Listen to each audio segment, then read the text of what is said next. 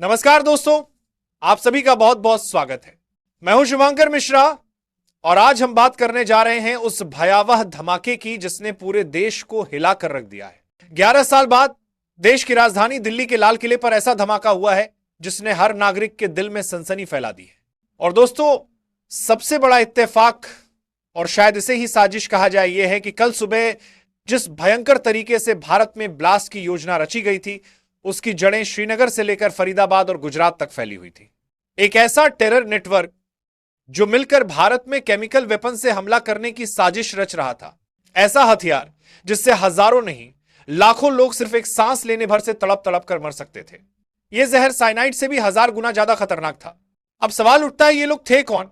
तो दोस्तों, जो लोग पकड़े गए हैं उनमें से ज्यादातर पढ़े लिखे डॉक्टर हैं और माना जा रहा है कि इस साजिश के पीछे जैश ए मोहम्मद और पाकिस्तान की खुफिया एजेंसियों का हाथ हो सकता है। लेकिन असली सच्चाई क्या है? क्या यह किसी ऑपरेशन सिंदूर पार्ट 2 की शुरुआत है? क्या भारत पाकिस्तान को करारा जवाब देने जा रहा है? क्या यह सच में एक टेररिस्ट अटैक था? इन सवालों के जवाब अभी बाकी हैं। दोस्तों, आपकी राय क्या है? कमेंट में जरूर बताइएगा। और अगर आपने अब तक चैनल को सब्सक्राइब नहीं किया है तो अभी कर लीजिए, क्योंकि आगे आने वाली जानकारी और भी चौंकाने वाली है। अब जरा ध्यान दीजिए। श्रीनगर में एक डॉक्टर पकड़ा गया जिसके लॉकर से AK-47 मिली। फिर फरीदाबाद में एक और डॉक्टर गिरफ्तार हुआ और गुजरात में भी तीसरा डॉक्टर पकड़ा गया। तीनों के पास से विदेशी हथियार, कारतूस और विस्फोटक सामग्री बरामद हुई। यह सिर्फ एक इत्तेफाक नहीं बल्कि एक गहरी प्लानिंग का हिस्सा था। जांच एजेंसियों के मुताबिक कुछ हथियार ड्रोन के जरिए भारत में गिराए गए थे और इन्हें अज्ञात स्थानों पर पहुंचाया गया था। फरीदाबाद में 360 किलो विस्फोटक मिला है और बताया जा रहा है कि इन आतंकियों को 10 दिन पहले ही गिरफ्तार किया गया था। और फिर कल शाम को दिल्ली के लाल किले पर कार ब्लास्ट होता है। दोस्तों, अभी तक हमारी सुरक्षा एजेंसियों ने बड़ी कार्रवाई करते हुए फरीदाबाद से डॉक्टर मुजम्मिल और उसके साथियों को गिरफ्तार किया है। वहां से 2900 किलो विस्फोटक सामग्री जब्त की गई है। जी हां, पूरे 2 टन से भी ज्यादा धमाका करने वाला बारूद। हालांकि जांच अभी जारी है और कई बातें साफ होना बाकी हैं, लेकिन जो तस्वीर अब तक सामने आई है उसने संदेह की सारी सीमाएं तोड़ दी हैं। स्पष्ट है कि यह कोई साधारण हादसा नहीं बल्कि एक संगठित आतंकी साजिश थी।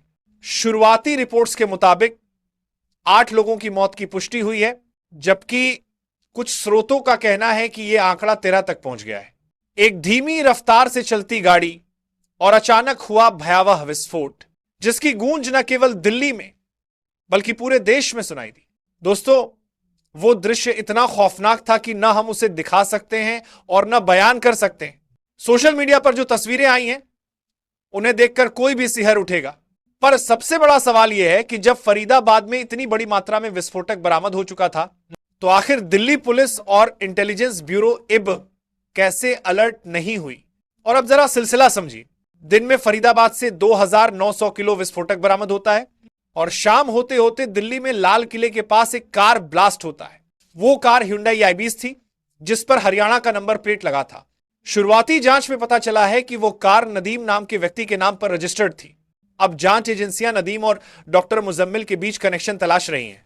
दोस्तों, ये महज इत्तेफाक नहीं हो सकता। इधर डॉक्टर मुजम्मिल अरेस्ट होता है और उधर नदीम की कार में ब्लास्ट हो जाता है।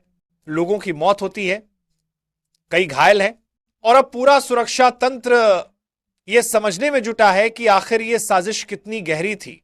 लेकिन इसी बीच कुछ राजनीतिक आवाजें फिर वही पुराना राग छेड़ रही हैं कि आतंक का कोई धर्म नहीं होता और सरकार को जिम्मेदार ठहराने की कोशिश की जा रही है। पर असली सवाल यह है, क्या अब वक्त नहीं आ गया है कि इस हमले की जड़ तक पहुंचा जाए? क्या इस बार भी पाकिस्तान का हाथ सामने आएगा? और अगर हां, तो भारत का जवाब क्या होगा? अब जरा एक बात याद कीजिए, फरीदाबाद से 360 किलो विस्फोटक मिला था, जबकि पुलवामा हमले में सिर्फ 60 किलो RDX का इस्तेमाल हुआ था। आप सोचिए, जब 60 किलो RDX से इतना बड़ा धमाका हुआ था तो 360 किलो विस्फोटक से क्या तबाही मच सकती थी। और जांच में यह भी सामने आया है कि वहां से 20 टाइमर डिवाइस बरामद हुए हैं। यानी यह कोई एक बार का धमाका नहीं था बल्कि देश के कई हिस्सों में एक साथ विस्फोट करने की साजिश रची जा रही थी। अब सवाल सिर्फ एक है, क्या यह हमारे सुरक्षा तंत्र की विफलता है या फिर भारत के खिलाफ किसी बहुत बड़े नेटवर्क की शुरुआत। अब जरा सोचिए दोस्तों, संजय सिंह जैसे नेता बयान दे रहे हैं कि देखिए मोदी सरकार में भी धमाके होने लगे। लेकिन सवाल यह है कि क्या इन लोगों को यह याद नहीं कि पिछले 11 सालों से देश पूरी तरह सुरक्षित था? एक समय था जब इस देश में हर दूसरे दिन धमाके होते थे, जहां दहशतगर्दी आम बात बन गई थी। लेकिन पिछले 11 सालों में भारत ने यह साबित किया कि जब मजबूत नेतृत्व होता है तो आतंकी संगठन सिर उठाने की हिम्मत नहीं करते। और आज जब एक घटना होती जिसकी जांच अभी पूरी भी नहीं हुई, न तो यह साफ हुआ कि यह टेररिस्ट अटैक था या कोई तकनीकी विस्फोट, उसी वक्त कुछ लोग जल्दबाजी में ट्वीट्स और बयान देने लगते हैं। कोई लिखता है ऐसी घटिया हरकत पाकिस्तान ही कर सकता है, तो कोई कहता है मोदी ने सीज फायर करके पाकिस्तानी दरिंदों का मनोबल बढ़ा दिया। लेकिन सच्चाई यह है कि जो भी इस देश की सुरक्षा नीति पर राजनीति कर रहे हैं, उन्हें यह समझना होगा कि लाल किला सिर्फ एक स्मारक नहीं है, बल्कि भारत की आन बान और शान का प्रतीक है। लाल किले पर हमला सिर्फ एक इमारत पर नहीं, बल्कि हमारे राष्ट्रीय गौरव और आत्मसम्मान पर हमला है। और जो भी साजिश के पीछे है, उसे भारत के कानून के तहत वही अंजाम मिलेगा जो हर देशद्रोही का होता है, मौत या सजा ए मौत। दोस्तों, कुछ बयान ऐसे आ रहे हैं जो सीधे भावना और राजनीति को भड़काने वाले हैं। कहा जा रहा है कि देश मोदी सरकार के समय सुरक्षित नहीं है, लेकिन यह कहना इतना आसान भी नहीं। हमें फाटोज और जांच के परिणामों का इंतजार करना चाहिए। ईश्वर मृतकों की आत्मा को शांति दे, यह पहली प्रार्थना होनी चाहिए। इसके बाद ठंडे दिमाग से सवाल उठते हैं कि यह घटनाएं किसने और किस मकसद से करवाई। कुछ लोग अतिशयोक्ति में कहते हैं कि गिद्ध को भी थोड़ा वक्त चाहिए सोचने में, पर पत्रकारिता में हमें तथ्यों पर टिके रहना चाहिए, अफवाहों पर नहीं। कुछ राजनीतिक हस्तियों और समर्थकों ने मौके पर राजनीति भी शुरू कर दी है। कह रहे हैं कि अब मोदी को टारगेट करना चाहिए या सरकार कमजोर है। वहीं कुछ अन्य नेताओं ने यह भी लिखा कि लाल किले के पास का यह विस्फोट दुर्भाग्यपूर्ण था और कई लोगों की मौत हो गई। देश का गृह मंत्री और प्रधानमंत्री जहां अपना दायित्व निभा रहे हैं, वहीं विपक्षी प्रतिक्रियाएं और सोशल मीडिया पोस्ट तुरंत वायरल हो जाती हैं। कुछ में तीखी भर्त्सना है, कुछ में आरोप प्रत्यारोप। कईयों का कहना है कि अगर जिम्मेदारी साफ हुई तो संबंधितों को जवाबदेही तय करनी चाहिए। कुछ तो इस्तीफे की मांग भी कर रहे हैं। हम ये बात दोहराएंगे, जांच अभी जारी है। ऐसे संवेदनशील मामलों में जल्दबाजी में निष्कर्ष निकालना गलत होगा। सवाल उठेंगे, पूछे जाएंगे कि सुरक्षा चूक कहां हुई, क्या खामी रही और भविष्य में ऐसी घटनाएं कैसे रोकी जा सकती हैं। एक और पहलू पर ध्यान दीजिए, पिछले 11 वर्षों में बड़े शहरी केंद्रों में बड़े पैमाने के हमले कम रहे हैं। यह तथ्य तब भी समझने योग्य है, लेकिन एक भी जीवन की हानि बर्दाश्त से बाहर है और हर घटना की निष्पक्ष पेशेवर जांच होना आवश्यक है। अंत में राजनीतिक बयान आ सकते हैं, आरोप प्रत्यारोप हो सकते हैं, पर अब प्राथमिक जरूरत है जख्मों का इलाज, पीड़ितों की मदद और सटीक त्वरित जांच।